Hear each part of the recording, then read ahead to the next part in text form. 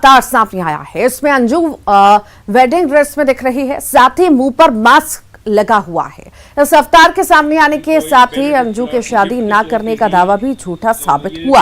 अपने पति और 2 बच्चों को छोड़ अपने फेसबुक किया प्यार से मिलने पाकिस्तान गई भारत की अंजू का नया अवतार सामने आया है। इसमें अंजू वेडिंग ड्रेस में दिख रही है, साथ ही मुंह पर मास्क लगा रखा है। इस अवतार के सामने आने के साथ ही अंजू की शादी न करने का दावा भी झूठा साबित हुआ, जिसमें वो और नसरुल्लाह लगातार दावा कर रहे हैं कि उन्होंने शादी नहीं की है।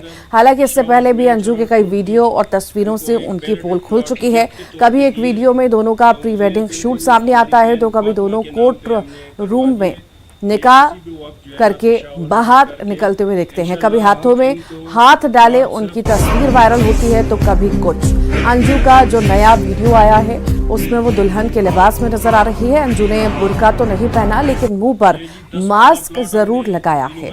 उसके बगल में नसरुल्लाह बैठा है, उसने काले रंग का कुर्ता पहना हुआ है। सोशल मीडिया पर यूजर्स अंजू और नसरुल्लाह की इस ड्रेस को खैबर पख्तूनख्वा का पारंपरिक लिबास कह रहे हैं, जो अक्सर शादी के वक्त पहना जाता है। वीडियो और तस्वीरों में देखा जा सकता है कि दोनों स्टेज पर अन्य लोगों के साथ बैठे हुए हैं। लोग उनके साथ तस्वीरें खींच रहे हैं। एक तरफ अंजू की बुर्का और नसरुल्लाह संग रोमांस करती तस्वीरें सामने आई, तो दूसरी तरफ अंजू अभी भी मानने को तैयार नहीं है कि उसने शादी कर ली है और अपना धर्म परिवर्तन कर लिया है। अंजू का कहना है कि उसने अपना धर्म नहीं बदला, जबकि मीडिया रिपोर्ट्स है कि अंजू पाकिस्तान में नसरुल्लाह संग शादी रचाने के बाद फातिमा बन गई हैं। फातिमा बनी अंजू पर पाकिस्तान में लोग जमकर प्यार भी लुटा रहे हैं। एक पाकिस्तानी बिजनेसमैन ने फातिमा को 50,000 का चेक और एक मकान गिफ्ट किया। उधर अंजू पर भारत में रह रहे अपने पति अरविंद को धमकाने का आरोप है। अंजू ने फोन करके अरविंद के साथ गाली गलौज की। अंजू और नसरुल्लाह की सोशल मीडिया पर जुगलबंदी लगातार देखने को मिल रही है। कभी दोनों हाथों में हाथ लिए सड़कों पर घूमते नजर आ रहे हैं और कभी रोमांटिक तस्वीरें क्लिक कर रहे हैं। सोशल मीडिया पर अंजू की तस्वीरें बता रही हैं कि वो पाकिस्तान में काफी खुश है, जबकि भारत में उसके घर वाले परिवार वाले काफी परेशान हैं। अंजू के पिता ने साफ शब्दों में कहा है कि वो उससे कोई संबंध नहीं रखना चाहते। इससे पहले अंजू के पिता ने दावा किया था कि उनकी बेटी की मानसिक स्थिति ठीक नहीं है।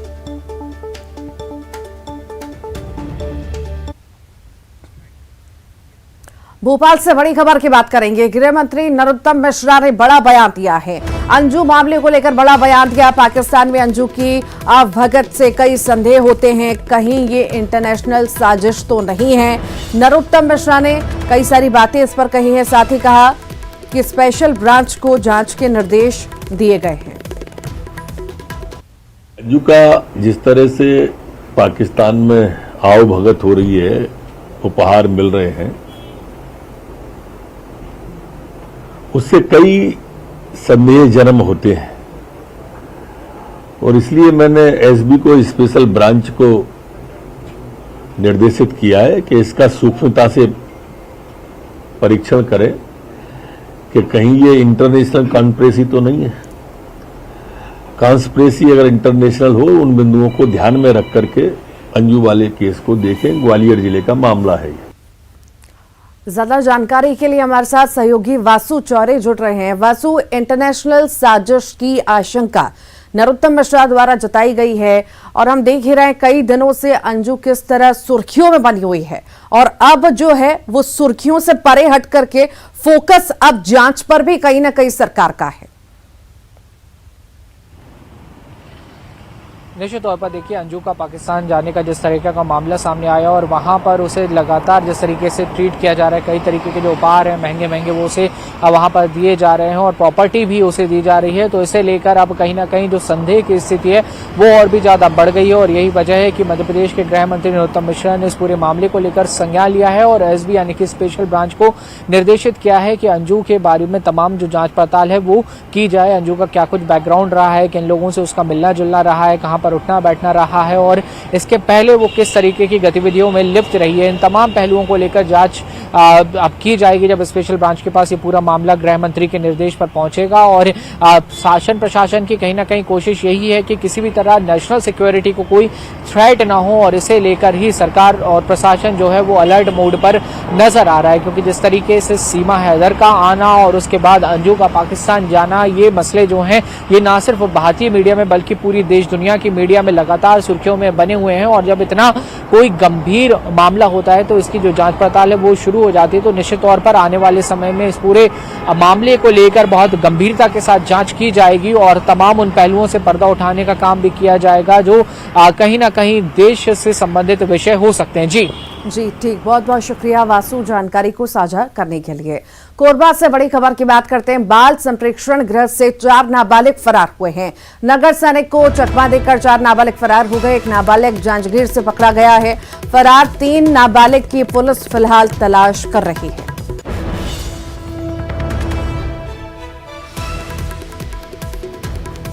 बाल संप्रेक्षण गृह से 4 नाबालिग फरार बताए जा रहे हैं। नगर सैनिक को चकमा देकर 4 नाबालिग फरार हो गए हैं। एक नाबालिग जांजगीर से पकड़ा गया है, बाकी 3 की तलाश जारी है।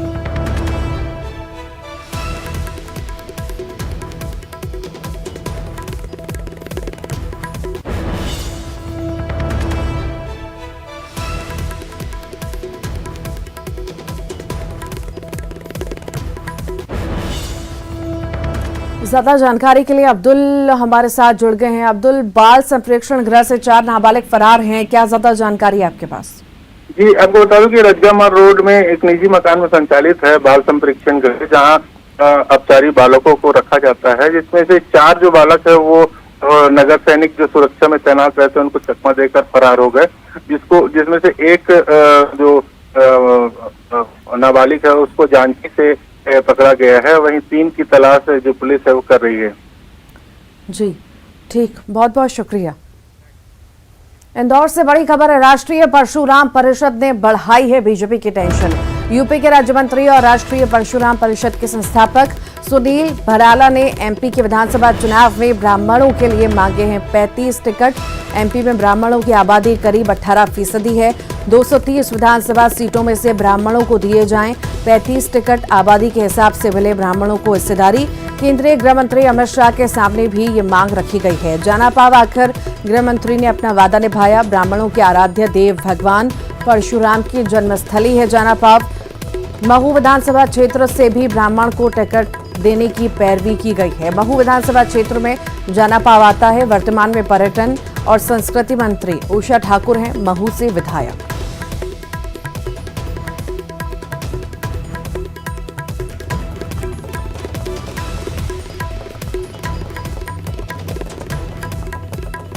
ज्यादा जानकारी के लिए अरुण त्रिवेदी हमारे साथ जुड़ गए हैं। अरुण, ब्राह्मणों के लिए टिकट की मांग बढ़ चुकी है अब।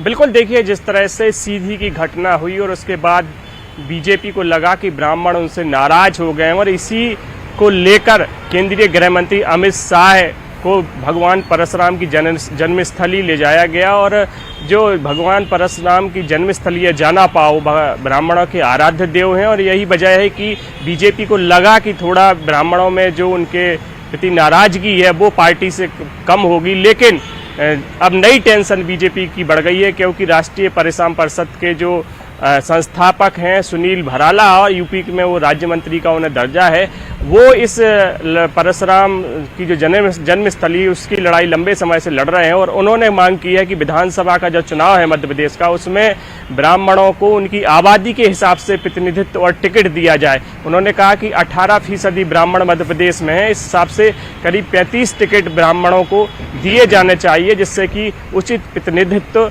ब्राह्मणों का मिल सके मध्य प्रदेश में। और जो महू है विधानसभा सीट है वो जिसके अंतर्गत जाना पाव आता है, उससे भी किसी ब्राह्मण को ही टिकट दिया जाए, जिससे कि वहाँ भी ब्राह्मणों का प्रतिनिधित्व हो सके। तो एक तरह से ये ब्राह्मण पॉलिटिक्स अब मध्य प्रदेश में शुरू हो गई है और अब जो आगामी चुनाव है उसमें ब्राह्मणों को ज़्यादा से ज़्यादा प्रतिनिधित्व देने की ये बात उठ गई है। ऐसे में अब बीजेपी इस पसोपेश में है कि आखिरकार अब नई इस समस्या से कैसे निपटा जाए। हालांकि कांग्रेस भी अब बीजेपी पर निशाना साध रही है। वो कह रही है कि अगर बीजेपी ब्राह्मण हितैषी है तो वो उनकी आबादी के हिसाब से उन्हें टिकट दे और 30 से 35 टिकट ब्राह्मणों को बीजेपी दे, तभी माना जाएगा कि बीजेपी सही ब्राह्मणों की हितैषी पार्टी है। जी ठीक, बहुत बहुत शुक्रिया। भोपाल से बड़ी खबर की बात करेंगे। गांधी मेडिकल कॉलेज की छात्रा ने सुसाइड किया है। कोई फिजा स्थित घर में मृत मिली है मेडिकल की छात्रा, गायनिक डिपार्टमेंट की स्टूडेंट थी। पढ़ाई का मानसिक दबाव वजह बताई जा रही है सुसाइड की। पुलिस मामले की फिलहाल जांच पड़ताल में जुटी हुई है। और ज्यादा जानकारी के लिए शैलेंद्र हमारे साथ जुड़ गए हैं। शैलेंद्र, क्या है मामला, बताइए। देखिए बिल्कुल ऋतु, ये फौजा थाना इलाके का मामला है। ये पीजी स्टूडेंट है गायनिक डिपार्टमेंट के गांधी मेडिकल कॉलेज की। आज सुबह इसकी डेड बॉडी जो इसके फ्लैट में पड़ी मिली है और इसके बाद बताया जा रहा है कि इस पर पढ़ाई का दबाव था, जिसके चलते इसने एनेस्थीसिया का ओवरडोज लिया था, जिसके चलते इसकी मौत हुई है। बताया जा रहा है कि कोई थीसिस थी जिसको बार बार ये सबमिट कर रही थी और कॉलेज उसे एक्सेप्ट नहीं कर रहा था। और ये भी बताया जा रहा है कि उसने अपने व्हाट्सएप स्टेटस पर भी ये लिखा था कि अब अंतिम समय आ गया है। तो अभी पुलिस इस मामले को लेकर पूरी तरीके से जांच में जुटी हुई है और कहीं न कहीं जो कॉलेज प्रबंधन है उससे भी जानकारी ली जाएगी और उसकी जो दोस्त है उनसे भी पता किया जाएगा कि आखिर मौत के वास्तविक कारणों का कारण क्या रहे हैं। जी ठीक, बहुत बहुत शुक्रिया जानकारी को साझा करने के लिए शैलेंद्र। जगदलपुर में मिनी नियाग्रा फॉल के नाम से मशहूर चित्रकूट जलप्रपात में सैलानियों का सैलाब उमड़ा है। छत्तीसगढ़ के साथ देश के कई हिस्सों में पर्यटक चित्रकूट पहुंच रहे हैं। चित्रकूट वाटरफॉल इन दिनों अपने पूरे शबाब पर है। ड्रोन के कैमरे से चित्रकूट जलप्रपात का विहंगम नजारा दिख रहा है। आपको बता दें कि यहाँ 90 फीट की ऊंचाई से इंद्रावती गिरती है। बारिश के समय चित्रकूट का नजारा देखते ही बन रहा है।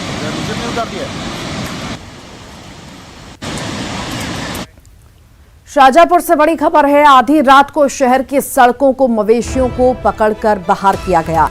आवारा मवेशियों के खिलाफ नगरपालिका का ये एक्शन देखने को मिला है। चेतावनी के बाद नहीं माने तो मवेशी मालिक पर 1000 का जुर्माना भी लगेगा। तो शहर की सड़कों से मवेशियों को पकड़कर बाहर किया गया है। आधी रात को शहर की सड़कों से मवेशी हटाए गए हैं। बता दें आपको, आवारा मवेशियों के खिलाफ नगरपालिका ने ये बड़ा एक्शन लिया है। लोग रोज परेशान हुआ करते हैं। सर, मवेशियों के मालिकों को अब इसकी चेतावनी दी गई है। अगर मालिक ध्यान नहीं रखते हैं तो 1000 का जुर्माना भी अब उन पर लगेगा। और इसी के साथ ही फिलहाल के लिए बुलेटिन में इतना ही।